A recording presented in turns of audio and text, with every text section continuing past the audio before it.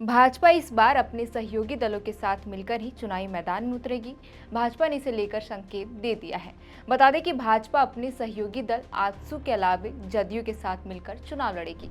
मंगलवार को असम के मुख्यमंत्री व प्रदेश भाजपा चुनाव सह प्रभारी हिमंता बिस्वा शर्मा ने इसकी जानकारी देते हुए कहा कि जदयू और आजसू से हम लोग अपना विचार विमर्श पूरा करेंगे और एलजेपी माने लोक जनशक्ति पार्टी से चर्चा आलाकमान करेगा।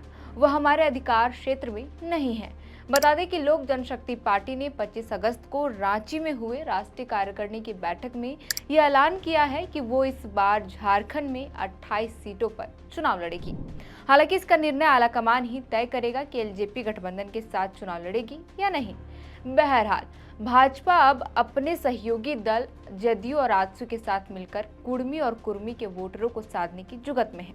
लेकिन राजनीतिक विश्लेषकों का कहना है कि अगर भाजपा गठबंधन करके चुनाव लड़ती है तो यहां भी सीट बंटवारे में पेच फंस सकता है। मीडिया रिपोर्ट्स की माने तो भाजपा इस बार 65 सीटों पर चुनाव लड़ने वाली है, जबकि अपने सहयोगी दल आजसू और जदयू को मिलाकर 16 सीटें ही देना चाह रही है।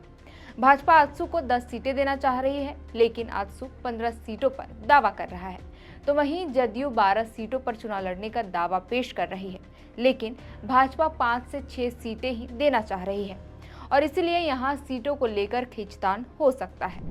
नीतीश कुमार की पार्टी की बात करें तो भाजपा और जदयू के बीच गठबंधन को लेकर काफी समय से बातचीत चल रही थी।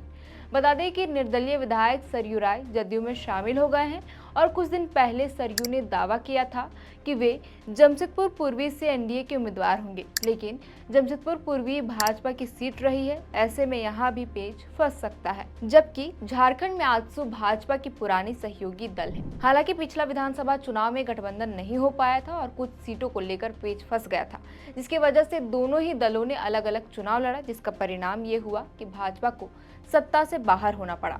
लेकिन इस बार भी 2 सीटों पर आजसू और भाजपा के बीच खींचतान हो सकता है। फिलहाल सीटों के बंटवारे को लेकर अभी कई दौरे की बैठक होगी। इस बीच भाजपा पहले लिस्ट की सूची जारी कर देना चाह रही है, जहां सीट शेयरिंग को लेकर किसी तरह की कोई जीज नहीं है। हालांकि बाकी सीटों को लेकर देखना होगा कि किसके खाते में कितनी सीटें जाती हैं। साथ ही चिराग पासवान की पार्टी गठबंधन के तहत चुनाव लड़ती है या नहीं। फिलहाल के लिए इस वीडियो में इतना ही। आप देख रहे थे द फोर्थ पिलर। मेरा नाम है श्रेया रतन। बहुत बहुत शुक्रिया।